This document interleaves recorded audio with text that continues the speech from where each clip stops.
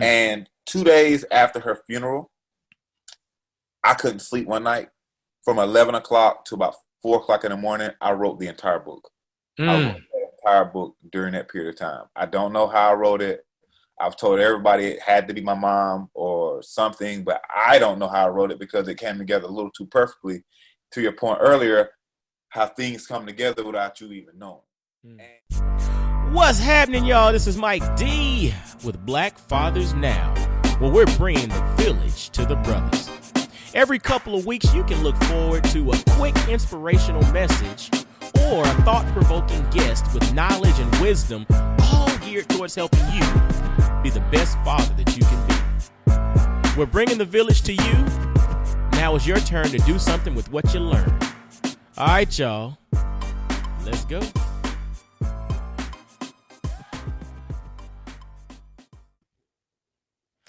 What's going on, fellas? This is Mike D, Mr. Double Down on you with another episode of Black Fathers Now. And dig this, man. I got a brother, and when I say brother, it's my frat brother. Omega Psi Phi Fraternity Incorporated is in the building. I got one of my brothers on the call today, and this brother is he's doing some amazing work. He's put an amazing work out there, and he's done so from a place that is inspiring him to really help change the narrative or change the conversations that we have in our household with our family and with our children. And who I have is none other than my frat brother, Bryson Thompson Sr. He's a husband. He's a father. He and his wife run a chiropractic practice in Atlanta, Georgia. He's originally from Little Africa, South Carolina. We're going to talk a little bit about that. He's a former educator, but then he's also author of the book, How Angels Are Made. And How Angels Are Made is this book that really spawns the dialogue about grief, loss, and death, with your kids and being able to talk about that. And so we're going to jump into that and the inspiration. But, fellas and ladies listening to in the Black Fathers Now family, let's welcome my frat brother, Bryson Thompson Sr. What's up, brother? What's going on, man? Like, I appreciate you having me on. For real, appreciate you, bro. Man, no doubt, man. When we were connected, man, from the Geechee podcast, having a brain fart. Huh? Kiana Edie, she's a sorrow from New Geechee podcast. That's right. When Kiana connected us via email and was just like, Mike, there's this brother. He's actually your frat brother that has a bomb story that y'all need to link. And she has a New Geechee podcast, which is a bomb podcast. So if y'all don't already know about or have not listened to New Geechee podcast, go check that out because she dropped some really good stuff. But she connected us because she felt like there might be some kind of synergy, in our connection here. And so I'm super grateful for her for linking this thing up. And we're going to get into it and kind of jive and talk and whatever about your story, brother. Yes, sir. Yes, sir. So before we get started, I like to always give shout outs, man. So, make sure to give a shout out to those individuals that help you to be who you are. Again, who are we without our village, brother? So first and foremost, I'd have to give a shout out to my lovely wife. Me and her work together as an awesome team. And a lot of the things that I do is a reflection of our ability to not only just be a couple together, but also just to be a good partnership. So she allows me to have the kids to give the story to, but she's also been the person that I've been consistent with and growing with for probably around the last 14 years of my life. So I got to start off giving her that shout out. Then I got to shout out, of course, the parents. My mom, who's in heaven, she's the foundation for all this. She's the reason why, of course, the book was made in the first place. Awesome person, man. From a whole different place. She's an awesome person. My stepdad, Leroy, he was there. Him and my mom married when we were about 4 years old. So I got to give Pops a shout out. He's the man. My real dad, Roderick Thompson. So I had an interest in a great village that was raised, and of course everybody out in Little Africa, South Carolina, all the Tanner family, all my folks in Chesney, South Carolina, and the Gethsemane Baptist Church, who have always supported everything I've done. And then the last two people I would definitely say, my Clemson alumni family. Clemson was a near and dear place to me, and I've met some of the most amazing people in my lifetime there. and they've definitely shaped who I am and have allowed me to kind of grow as a first generation college student into a person who can say my network spans the globe right now. And then lastly, we're going to say, of course, the Brothers of Omega Psi Phi Fraternity Incorporated. This has probably been the most inspirational group of men who ever entered my life. And I will say that from the day that I came to an interest meeting all the way until today, I've had nothing but great inspiration, motivation, and also accountability from the brothers. So I have to shout out the brothers just because that connection of men have helped transform me into the person I became today. Great shout outs, man. Again, it takes a village, brother. It takes a village. You know, they say it takes a village to raise a child, but every successful individual, grown, elder, or whatever, has a village around them as well. And so it's awesome to really shout out your village so that people can understand that it ain't just about us. Yes, we're Black fathers. Yes, we're Black men. Yes, we're doing the doggone thing, but it ain't just us. It's an and to our village. So I appreciate your shout outs there, brother. Yes, sir. And so, and you mentioned village and you mentioned growing up.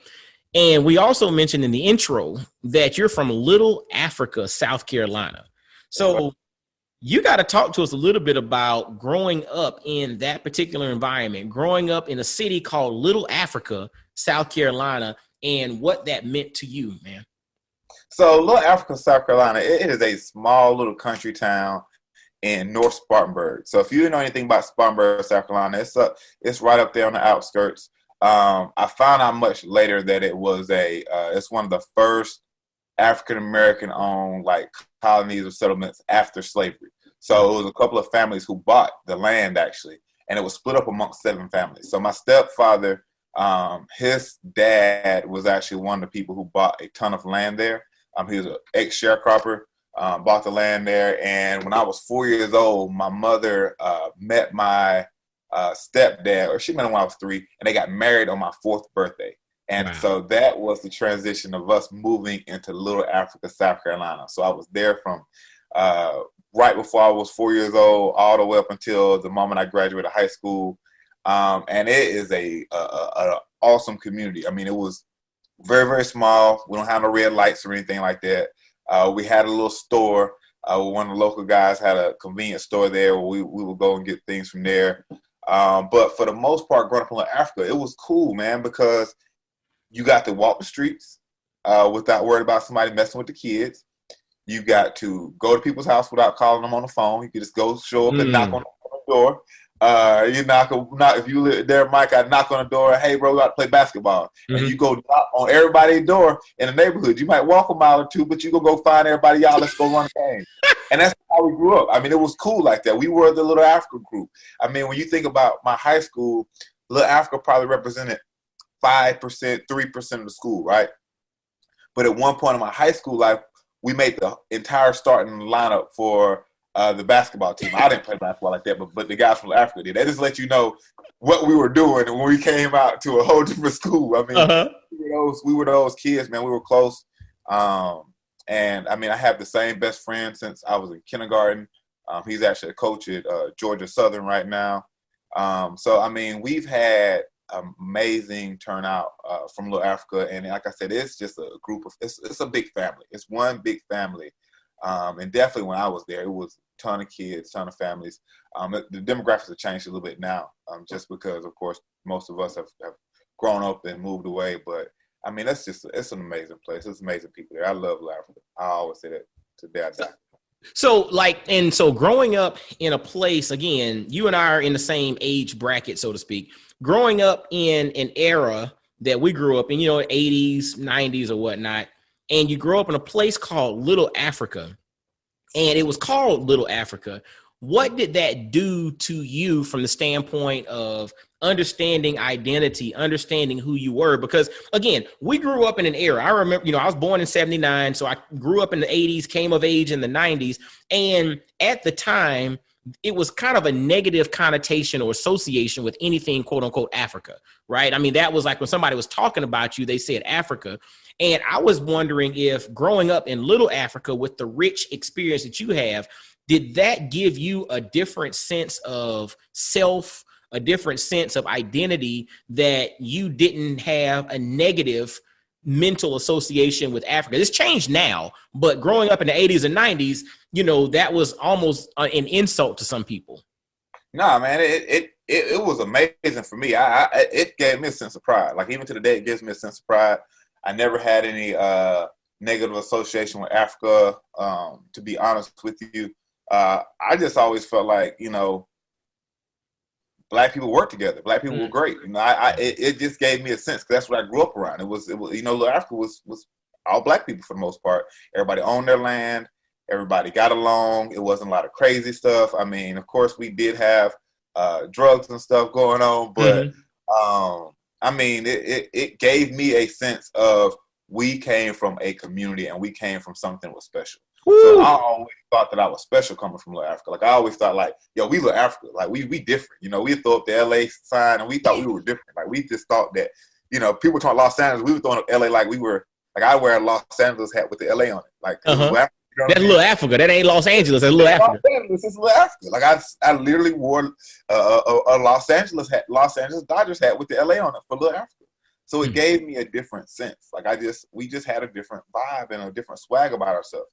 And that's let me tell you, that's such a powerful thing. And I wanted you to jump into that a little bit, because sometimes when I look at society now, again, now it's cool to be connected with Africa. Like, it's the wave. Like, everybody's, going natural, and we want to be connected to our roots. And we see the value of this African continent that we had been disconnected from due to the history of slavery. You know what I'm saying? And then the history not being told to us about the kings and the queens and the value of the land and the culture and the things that were there. And so, to me, it's such a powerful situation that you came from an environment in which Africa was celebrated. It was something in which you saw, like you mentioned, the value of, we owned the land. We had the community. It was all us. Cooperative economics was there. It gave you a different sense of pride, a different sense of possibility, which, I'll be honest with you, I think is a challenge in society now. And that's why it's so important for platforms like this and others, and, authors like yourself who are writing stories, to kind of show the value that, people of African descent are bringing to society, so that we can then show the next generation the possibilities. Like, you were able to see land ownership. You were able to see cooperation. You were able to see community. We're able to show that through the creative process now, in hopes of inspiring the next generation behind us. Absolutely. And I'm going to tell you, man, one thing I will say, growing up in Little Africa, helped me be resourceful, because nobody that had money or anything like that. I'm the first male on any side of my family tree, as far as mom, dad, and stepdad, to go to a 4-year school. So what I learned from it is, it don't take all that money and all that crap to make yourself successful. It takes people cultivating you. And that's what a small environment and community did. It helped people cultivate me. It kept me out of trouble. It made the people who I was walking down the street, they knew my name and knew my dad, and they'd call him if I was doing something stupid. So it wasn't all that, you got to call the police in to police the world. It was more like, we're going to police each other. We're going to hold each other accountable. If you do something stupid, we're going to say, hey, come here before I call your dad. And it just gave us it just allowed you to be who you were. People allowed you to grow up who you wanted to be. And it wasn't all that craziness that you had to worry about. And that's one thing that when you get to cities and people start thinking about, let's throw money at the problems. That's not the solution. Let's throw people at the problem. Let's throw villages. Pause. Whoa. You can't jump. You can't jump over that, brother. You said, no, I'm serious. You dropped the bar, and fellas, ladies listening to, I hope you caught what he said. We don't need to throw money at the problem. We need to throw people at the problem. And that is such an interesting perspective, because you talked about growing, and I jotted down this note, cultivating greatness, right? It's all about cultivating greatness. It's all about cultivating the land, cultivating the community, cultivating the minds. You know what I'm saying? Like, I heard Tupac had a quote.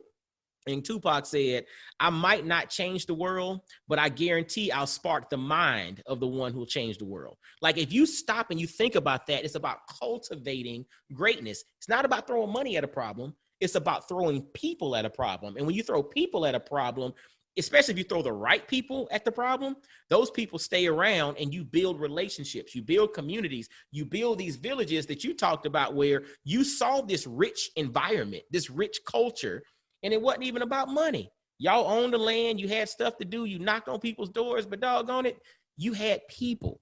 It wasn't about the money, you had people. Mm-hmm. Marinate on that, fellas. That was a bar dropped by Bryson Thompson Sr. Appreciate it, bro. And I'm gonna be honest with you. You dropped one of my favorite lines in the world because I feel like I am the guy Tupac was talking about. Mm-hmm. Like I don't know if you feel like that, but I always felt like the rose in the concrete. Like I always felt like you put me anywhere I can grow. And you know, Tupac was one of my greatest inspirations. So I'm glad that you threw the Tupac thing in there because he was one of the guys who cultivated the mindset when you're talking about being young. You know, when you're talking about Tupac, you're talking about 10 years old for me, 9 years old for me, learning who Tupac was all the way up until he died. I was probably about 13 years old at that point. And I remember hearing his death and I cried. You know what I'm saying? Mm-hmm. I cried when Tupac died because I was like inspired by the stuff he was doing and not by like the gangster stuff, but like when you went and watched videos and interviews and stuff like that, you knew what he was talking about. And this is the type of stuff he was talking about in the first place. So, dude, yeah. I'm gonna tell you what's powerful about that is it was interesting thinking about Tupac specifically. It's the complexity, right? So the brother was a complex individual. He wasn't complicated. He was complex. And so when you think about the black male experience, and we're black fathers, we're growing up, or, you know, we have kids that are growing up in the world now, and we've grown up and are in the process of navigating it. We're not complicated. It's complex. It's complexity, meaning there's a lot of different sides. So you mentioned the gangster side did not inspire you from Tupac, but when you start thinking about the activism, you look at this brother. He was in the streets. He could bang with the Bloods and the Crips. He could roll with them, do that. But then his mama was a Black Panther. He grew up around the Panthers and activism and Afeni Shakur and, you know, Assata Shakurs and this. And I mean, he was in the mix of all of that, right? And he had this dual thing in which he was trying to figure it out, but he had a complexity. He wasn't complicated. He had complexity. And I think sometimes the African-American male specifically experience gets misunderstood because of its complexity. Not that we're complicated, we're complex. And we're complex because of our history. And that also gives us the ability to connect with a lot of different people from a lot of walks of life because of that complexity. Again, it's a difference. It's not complicated, it's complex. Yep, you're absolutely right. You hit the nail on the head with that one. Brother, man, that's dope. And so growing up Little Africa, this rich environment, you were inspired, you went on to Clemson and you got into education, correct? Yep. Okay. What inspired you to pursue education as a career? So I'm going to be real with you, man. I was one of the smart kids growing up. Nobody knew I was smart, to be real. Made great grades. Again, nobody knew that. Because I used to be turn up, you know. Mm-hmm. But my senior year of high school, I signed up for this honors class called Teach Cadets, right? Mm-hmm. So with the Teach Cadets program, they will allow you to take 2 year block classes and actually go to a school and teach in high school. So senior year, you're not trying to do no, like I was done with all my courses. Mm-hmm. So I wasn't trying to do no real work. So it's like, oh, let me do this Teach Cadet. My position coach was the middle school PE coach. And I was like, bam, coach, I'm going to go ahead and do this Teacher Cadet. I'm going to jump in your class. We're going to kick it for the first 2 periods of the day. Like, I ain't trying to go to school like that. And I had it all set up. And I was like, all right, man, this is what I'm going to do, right? I get my paperwork that says where you're assigned. And these folks put me in a special education classroom in middle school to help this teacher. Wow. And I'm just like, special ed? What is special ed? I'm not trying to do that. Like, you just don't know. Like, I'd never been to special ed class, never stepped foot. I knew some kids or some guys I played with. All that stuff I knew had been in there, but I didn't know what that was. So I was kind of apprehensive. So fast forward, I ended up going into this special ed class. I had kids in there from my neighborhood. I had kids whose siblings I knew and stuff like that. And very early on, those kids latched on. Like, they latched on to what I was doing. You got to think I was 17 years old in high school because I didn't graduate until I was graduating when I was 17 still. And I'm in this class, and the teacher has me teaching certain lessons already. So, like, I grabbed onto it. The students grabbed onto it. It became a very natural feel for me. And, I got accepted initially in Clemson as accountant. And by the time I even stepped on campus, I had changed my major to special ed because of that experience. So it was very, very, very interesting route to get into education. And it just was basically off of me thinking I was supposed to just waste some time and take this honors class and get some extra points to, my teacher must have seen something, and she threw me in this class, and the rest was history, man. It just became an absolute passion of mine, working with, kids who I thought needed a little bit more pushing than the average guy. Kids who, people thought were behavior problems, but it's just, it's just how Buddy act. He ain't even really bad. He turn up. That's what he do. That's what his parents do. That's what his folks do. So it was a really, really great introduction and segue into, becoming an educator and getting into that route. And it's just something that basically stuck with me and will stick with me for the rest of my life.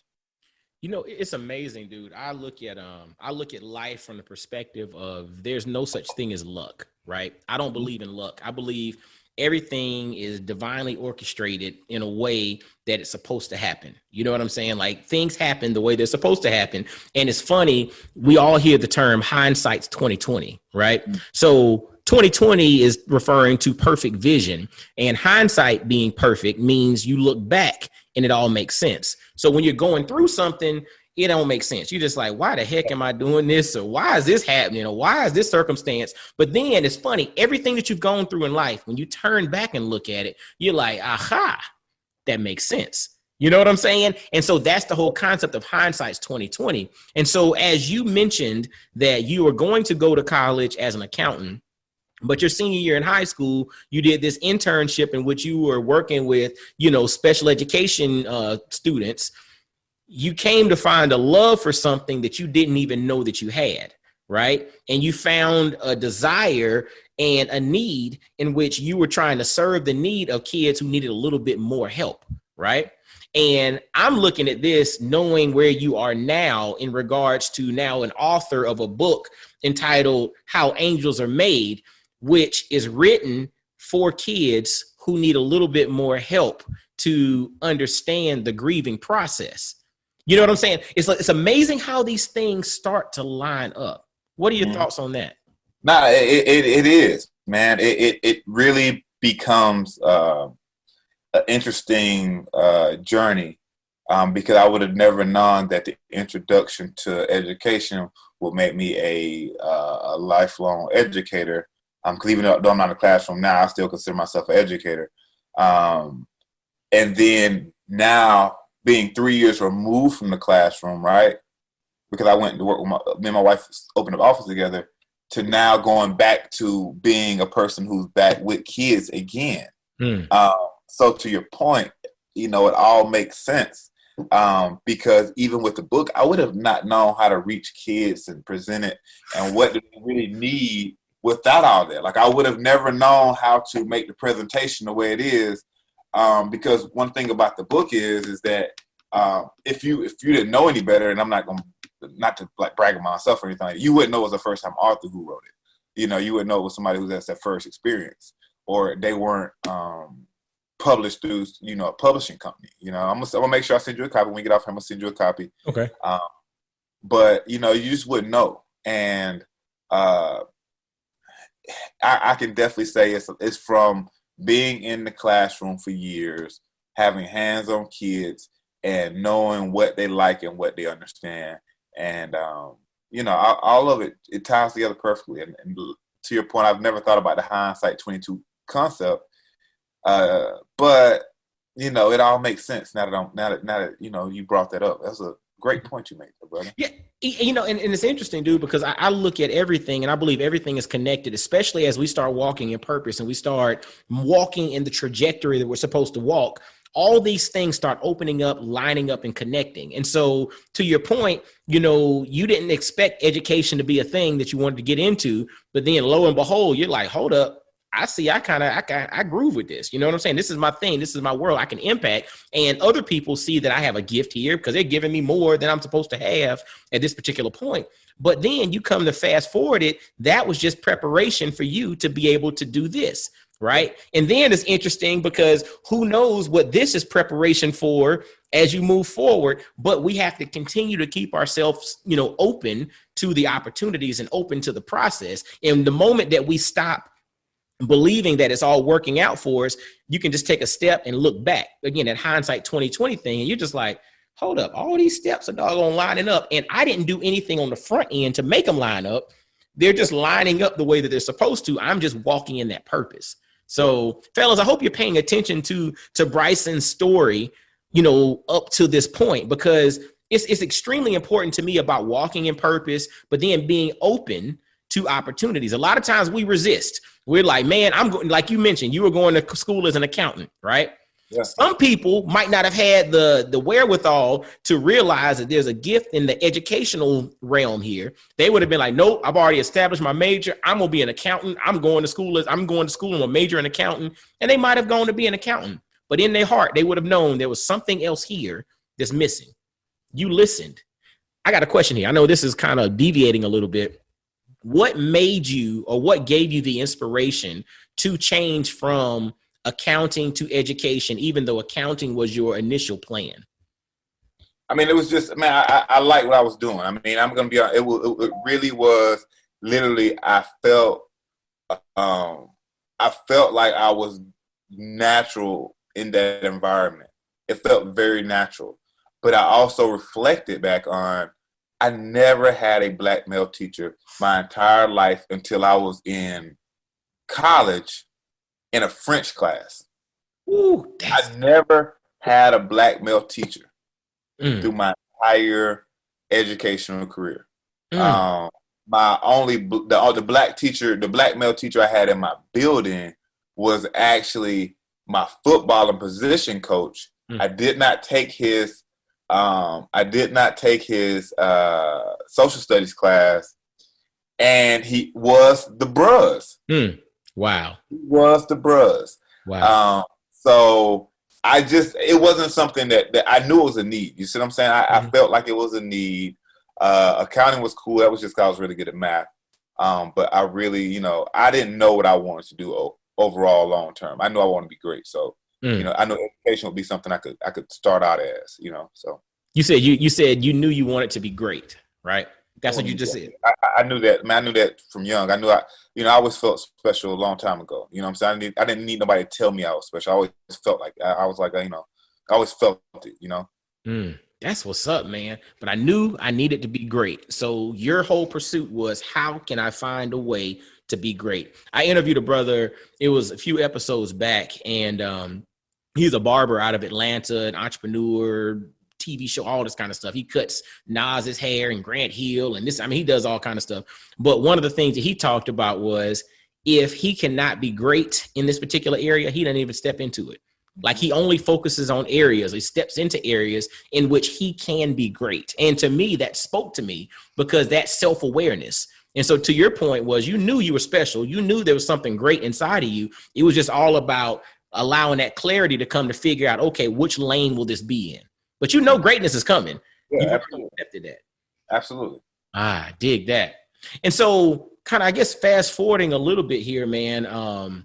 We talk about this book, and we've referenced it a few times, How Angels Are Made. It talks about grief, loss, and death, but it's also helping to spawn that conversation with kids and helping kids to kind of understand and grab a hold of that, because that's a part of life.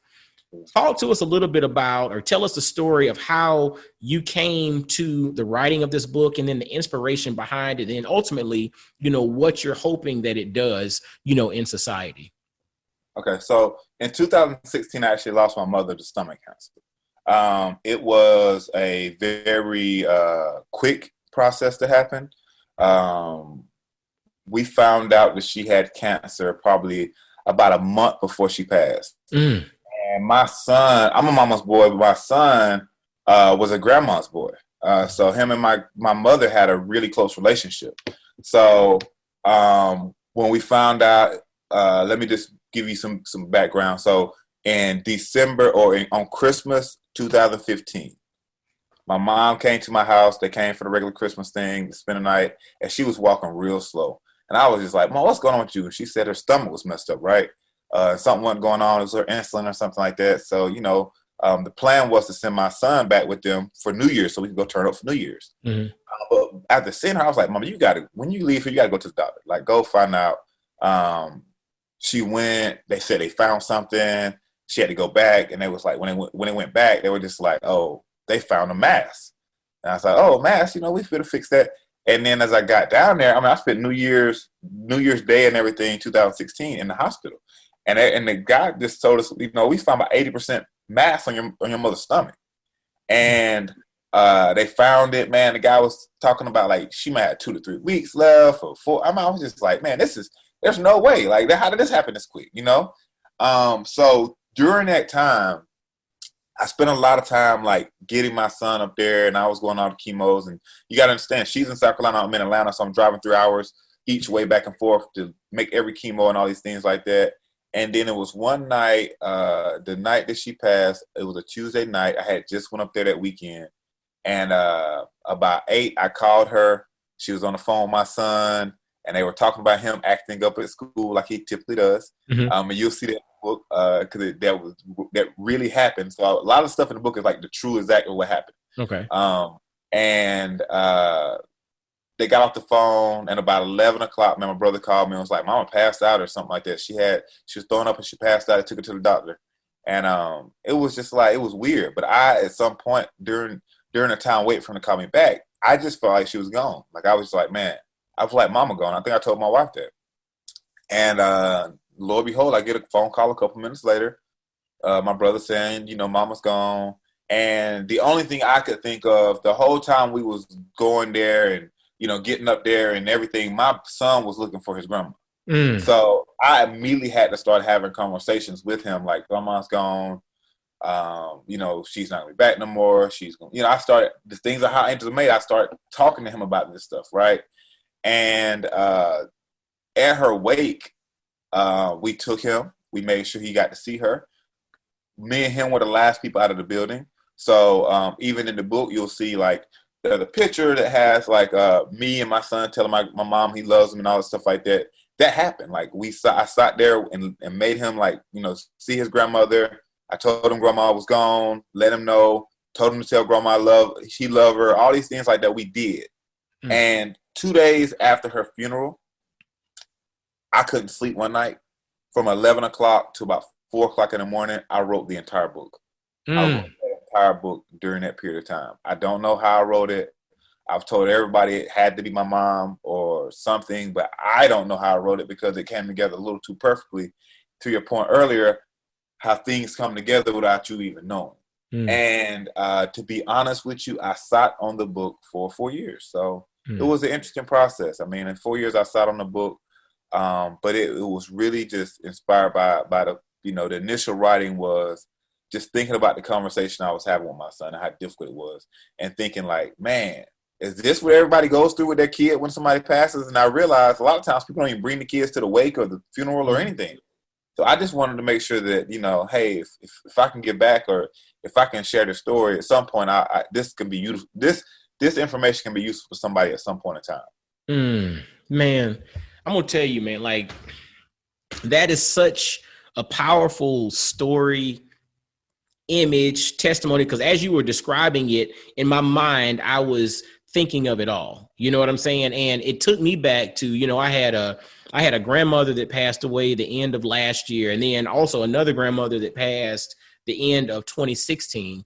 And one of the things that I remember, because it's like a vivid imagery of my kids, at the wake or at the funeral of my grandparents, and the questions that they had, and, how they're processing the finality of death. And, and the thing is, culturally, at times we run from death because we're scared to talk about it. Even from the standpoint of like life insurance and all that, we're like, man, I don't want to talk about no life insurance, wills, man. I don't want to talk about no will and all of that. Cause man, shoot, I'm going to jinx myself. Like, no, you're not. But the thing is, it is a part of life, and we have to have these conversations, and it's not a morbid thing. It's helping people to understand and process, because when you don't have those conversations, if you don't openly communicate, then what ends up happening is you bury those feelings, you bury those images, you bury those conceptions. I'll even tell you, like, full transparency,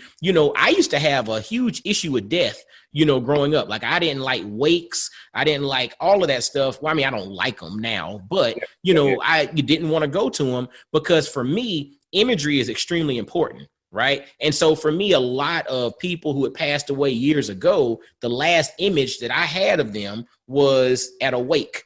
And I didn't like for that imagery to be burned into my psyche. And so I've had to get to a place in which, I understand that that's, part of the narrative, but that's not the only thing that I hold on to, because I'm not harping on that. I'm building memories around the other images that I have. Does that make sense to you? That makes a lot of sense. I mean, but I'm very similar. So I'm not going to act like I'm not the best. I mean, I've had a lot of people close to me die, and it's always been tough. I hate it, man. I can't stand it. But I've come to a absolute reality, and I think losing a mother, somebody would do it to you. That death is going to happen. It is an absolute truth that me and you will not be here at some point. Period. That's it. Absolute truth. It's a fact. So how do we make sure that knowing this truth is going to happen, that we prepare for it? That we come to some type of understanding that this is what it is. The only thing you are is your dash. That's it. You own your dash. That's all you are. The dash between the beginning and the end. And I'm going to tell you what was powerful about that. And again, this applies to fatherhood. The movie Black Panther, and you know where I'm going. The movie Black Panther, when he was walking through the journey of the Valley of the Ancestors, and he came into his dad, and he was telling, his dad, like, why did you leave me? T'Chaka, his father. And his father said, if I have not prepared you, or a man who has not prepared his own kids or his own son for his death has failed him as a father. And so it's like, when you even think about that specifically there, applying it to what you're talking about, it makes so much sense, but culturally we don't do that. Yeah, people are scared. I mean, people are scared to have a conversation. That was one. That is the main reason why I am adamantly telling people the importance of this book, because the book walks people through the situation that lots of people go through. You have the beginning is everything's rosy, everybody's hanging out, you see the relationship, you see their bond, you see the I love you and hugs and all these things like that. And then all of a sudden, usually what the kid does, they see somebody crying. They see you crying. They don't understand why. You're usually trying to send them out of the room because, of course, men especially, black men especially, we don't want to show signs of weakness. So as opposed to embracing them and saying, hey, let me let you see that I'm a human being and I have emotions, we say, move away from it so you don't see this part of me. Nah, your kids need to know that you're a human, because it's okay to cry. It's okay to laugh. It's okay to be upset. It's okay to have every single emotion on the spectrum, because you do not want to raise emotionless kids. Woo, say that again, brother. Yeah, you do not want to raise emotionless kids. So we have to do those things. And that's the point of maturity that I've gotten to at this point. So even, the book has helped me a ton, because my wife was pregnant with my second son when my mom passed. So my mom never got to meet my youngest son, and she never got to meet my daughter. And she has no girls in her my oldest brother has 3 boys too. I had 2 boys. So she never got to see a granddaughter. And that's all she was hoping for, because she doesn't have any girls herself. So, like at this point, like I'm even with my younger kids, talking to them about their grandma, talking to them about death, talking to them about what happened to her. And I just think that, either I do it or they don't know. And they pause. That either I do it or they don't know. Yeah. That's again, another gem in another bar, because a lot of times we pawn stuff off on other people. Yep. Right? We put things off on other entities. We put things off on other organizations, and, that's somebody else's problem. If I don't do it, they won't know. Yep. That fellas, I hope you paid attention to what Bryson said there. If I don't do it, then they won't know. That should let you know, that should give you every inspiration to share to communicate, to do, to be there, to operate in a way that, look, if you don't do it, they will not know. So therefore, what are they not going to know because you didn't do it? Marinate on that for a second, fellas. That's deep, brother. Yeah. That's deep, man. Like, dude, man, I mean, the concept of this is so important for us to be comfortable having these conversations, but then to open up this window, because again, if we don't do it, they won't know. And if they don't know, we're just basically letting them figure it out for themselves. And we know how that works. We know the results of that. We know the results of that. Just letting them figure it out for themselves. Come on, man. Fella, that's fatherhood. Like, I mean, again, and I'm going to tell you, this is another like transparent moment for myself. Part of me doing these interviews with brothers like yourself is selfish in a sense, right? Because I'm able to gain so much wisdom from you all's experiences, you all's journeys and stories, and I'm able to pull nuggets and gems to think about myself, but then to go and apply so that I can be a better father. And it's not about me being a better father so I get pats on the back of Mike D is the father of the year. It ain't got nothing to do with that. Right. I interviewed a guy and he was telling me, he said, you have to pull ego out of it. And it's not about you getting recognized. It's about your kids getting the best experience needed and or necessary. It's about your wife getting the best husband that she deserves. You know what I'm saying? It's about doing that. It's not about you getting the accolade. It's about the results of the things that you're doing, the things that you're taking action on. And it's back to what you said. If I don't do it, they don't know. So, and I'm taking that and I'm using that. I'm flipping it. I'll give you credit on the quote at some point. But, but dude, I appreciate that because this is helping me to become a better man. Yeah, hopefully, man. That's we all got to grow together. That's what it is. And so the book, I mean, it's currently out there, right? Absolutely, currently out. I just received the copies. The shipment came in on August the 21st. Okay.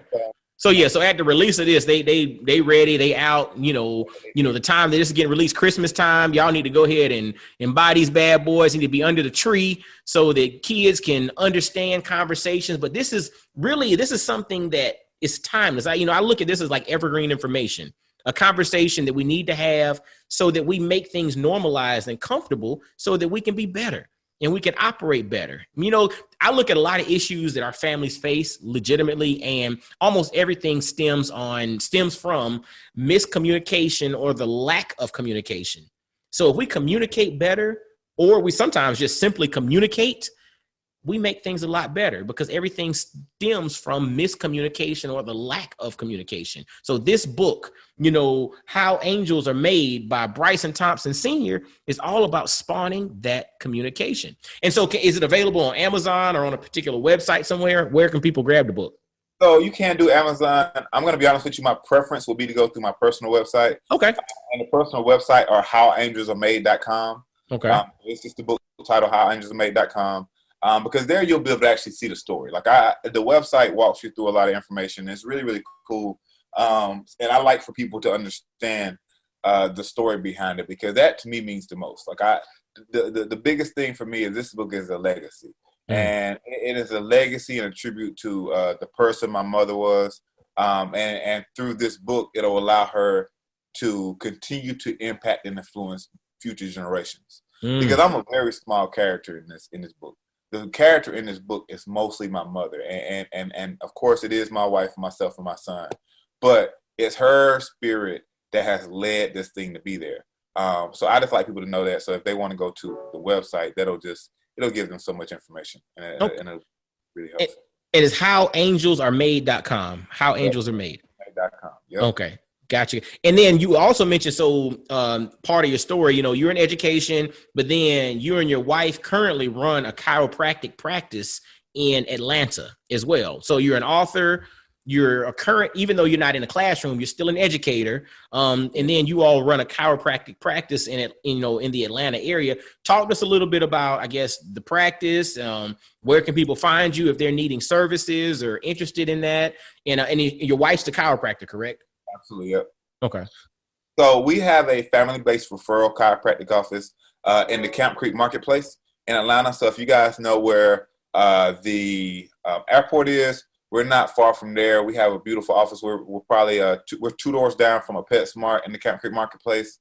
And I mean, it is a absolutely phenomenal environment. In 2017, me and my wife opened the doors to this new practice, and we decided to do it together because, you know, what better way than be there to support each other.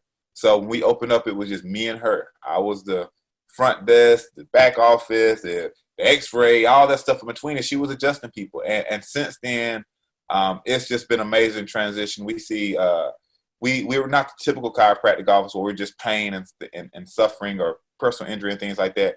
We see everybody from newborn babies to women who are actually pregnant, whole families. We have a family of 7 that comes in and have 5 kids, and every last one of them get adjusted. All the way to our senior care. We have a ton of seniors and vets, and we really, really just focus on making sure that our community is healthier and have resources so that they'll be able to avoid some of these health disparities that we have. And a lot of times, I know Black men, we wait until we have an actual problem. Yep. So our whole focus is, let's be more proactive as opposed to reactive. Let's not wait till we got to be on drugs and medication before we start getting our body together. So we really just focus on that. And I love our office. I absolutely love it. I love how we do it. We do it with the absolute mission for our people in mind, to be honest with you. And is there a website that folks can check out the office? Yeah, you can go to touchoflifechiro.com. Touchoflifechiro, gotcha.com. Gotcha. Yeah, we'll definitely make sure that howangelsaremade.com and touchoflifechiro.com is in the show notes. So if you all are in the Atlanta area, you check them out, go by, see them, see what's going on. Let Bryson Thompson Sr. know that you heard about him on Black Fathers Now, and go check them out, man. Again, they're talking about proactive care versus being reactive. But I want to throw something. It's interesting. You mentioned in 2017 that you and your wife together opened this practice, right? And we talked about hindsight being 2020, and you talked about growing up in Little Africa. So you talked about growing up in an environment in which there was this community, in which the land was owned. You talked about this environment in which you all relied on each other, and you saw Black people cooperatively putting things together and building. And fast forward 25 years from that, you and your wife cooperatively together have a chiropractic practice in Atlanta, Georgia. Remember, hindsight's 2020. Absolutely, man.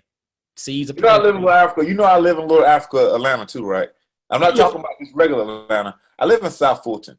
South Fulton has the 7th highest population in all of Georgia as far as a city. We just became the city of South Fulton. So it is 95% African American. It really is like a city of Little Africa. Wow. So that's what we currently are now. And I tell people I came down to where I'm at in Atlanta for a specific reason, because I wanted to be able to serve and be around my people as much as possible. I mean, we have people from all different races and everything in our office, and we love that. But I just want my kids to be in that same type of environment that I grew up in, where they didn't have to worry about, like, if you're failing at school, you can't say it's a teacher discriminating against you. They're Black. You know what I mean? You get pulled over by a cop, you can't say discriminating on you. Black, he Black too. He pulling you over, brother. You did something wrong, more than likely. So I just wanted our kids to be in that environment. So that is, that Little Africa has stayed there. I got a garden in my backyard right now, man. I do the same growing my food like we did back home. Wow. So, Dude, seeds are planted, brother. Seeds are planted. And, earlier on, we talked about the concept of cultivating greatness, right? You're cultivating greatness at home, with the family, with the community, with the business, but then also with this book, How Angels Are Made. And so, brother, I'm going to encourage you to continue cultivating that greatness, man, because you're impacting the world in a magnificent way. And we need more brothers like yourself doing that. So keep on shining, man.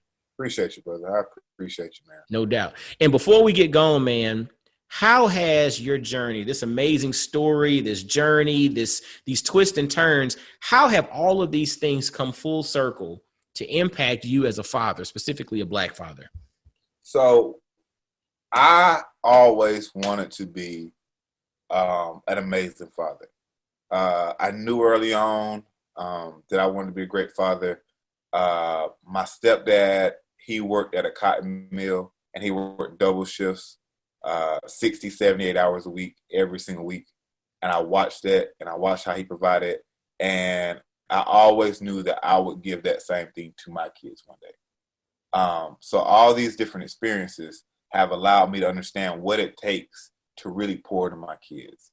So, everything I've seen other people do, what I've seen my mother do, what I've seen, other fathers. When I get to the bros, I have some bros who are my mentors who, they're the fathers of and they do what they need to do. But I also have been able to see them grow their kids as their kids are older now. So me having younger kids, everything I've done has allowed me to really be able to impact my fatherhood and take it up a notch that I even above sometimes what I think I even expected of myself. Because it's COVID right now. We got homeschooling, man. Mm-hmm. We're at the house. We have virtual learning since March. When I was at home with 3 kids for 2 months, man, I would have drove myself insane had I not had the educational background and straight A's. That I think as a result of daddy daycare. That's it. All these things to your point, and I don't, I would, now that I'm talking, when you said what how does it all come full circle? I think 2020 has allowed everything to become full circle. It's allowed everything, because had I not went in education, had I not grown up in Africa, a lot of these things wouldn't have happened, so that my kids would have had these different opportunities to grow and advance, especially academically, emotionally, as far as being able to raise emotionally responsible kids, and just being more patient, because that classroom, man, if you've been there with some kids who got behavior disorders, you look at it and say, my kid acting up, but I've seen worse, so you got perspective. You got perspective, man. I don't see people turn some tables over it daily. So perspective. So it all comes full circle, man. I've been able to use every bit of this journey to just make me who I am. I'm not special, man. Like I said earlier, I'm special. But that's from the perspective of thinking I'm somebody, but I'm not different than anybody else. I'm not special. I just had, some good people who planted some good seeds. It's nothing special other than that. I had some good people who planted some good seeds. So therefore, you are going about the business of planting some good seeds yourself. Absolutely. That's what this thing is all about. And brothers, I hope y'all paying attention to that. And I hope you take the examples that Bryson Thompson Sr. brought to the table and plant some good seeds as well. Make sure to grab his book, How Angels Are Made. You can visit howangelsaremade.com, grab a copy of the book or 20 copies and share them with others, with young kids, get the conversation started, but also learn about the story that led to this particular book. If you're in the Atlanta area, make sure to visit touchoflifecairo.com, touchoflifecairo.com in Atlanta. If you're in South Fulton and you need to go check them out, connect with them. Again, it's all about being proactive instead of being reactive in regards to our health and life. So Bryson, bruh, I appreciate you for sharing your story, sharing your journey, and empowering us, but also helping me to learn and think about communication from a different angle. So, man, I salutes to you for that, brother. Thank you. Thank you, man. Appreciate you having me on, man. You continue to do what you're doing. I've checked out a couple of the podcasts as well, leading up to here, and man, you're doing a wonderful job, man. So, from brother to brother, continue to do what you're doing. We both probably still believe the same thing. I believe that it's our job to lead our families. Absolutely. I believe that society doesn't tell us what should happen and how it should look and what's supposed to go on. At the end of the day, we were given a God-given responsibility. Absolutely. And we got to lead. And the more brothers lead, the better it'll be. We don't need all these extra stuff going on. We need us to step up and continue to do what we do. And we also need to start holding each other accountable. So for every brother listening to the podcast, if you got a brother who's not listening to the podcast, he needs to be listening. Yes. If you got another brother who is not doing what he's supposed to do, you need to be on his behind. We got to hold each other accountable, just like we would when we were playing sports and every other thing we're doing. Let's hold each other accountable, and we're already the greatest group of dads. I don't give a dang what nobody tell me. We have the greatest subgroup of fathers in the world, and we need to make sure it's the greatest group of parents. When people say great parents, it should be black males. Not any other, the women or the males or any other race, but black males got to do what we got to do to make this. And what did you say earlier? If we don't tell them, then they don't know. If we don't do it, they don't know. Like, so real talk, fellas, let's make this thing happen. So look, fellas in the Black Fathers Now family, y'all make sure to support Bryson Thompson Sr. Grab a copy of his book, How Angels Are Made. Visit howangelsaremade.com. Make sure to check out the chiropractic practice in Atlanta, Georgia, touchoflifechiro.com. And again, make sure to let them know that you heard about them on blackfathersnow.com. Make sure to subscribe to Black Fathers Now on your favorite podcast listening app. And when you're on your favorite app, leave comments, leave ratings, continue to share, as this helps us to grow in the rankings and grow in the searchability of Black Fathers Now. Our goal is to impact Black fathers across the world. We want us to go from good to great. Good to great. We're already good. We want to go from good to great. We want excellence in Black fatherhood to become the new average. And make sure to follow Black Fathers Now on social media and reach out. Let me know you heard about this one. Let me reach out to Bryson. Let him know you heard about this episode and you learned a lot about life and about communication and his journey, and just support. And until next time, fellas, ladies listening to, and everybody else, y'all be blessed, well, and wise. And I'll holler at you. Peace. Yo, fellas, I hope you enjoyed today's episode. And always, always, always visit blackfathersnow.com, as well as follow Black Fathers Now on virtually every social media platform you can think of. Instagram, Facebook, Twitter, everywhere. Just follow us and engage with us, man. Look forward to hearing from you. And I guess until next time, I'll holler at you. Peace.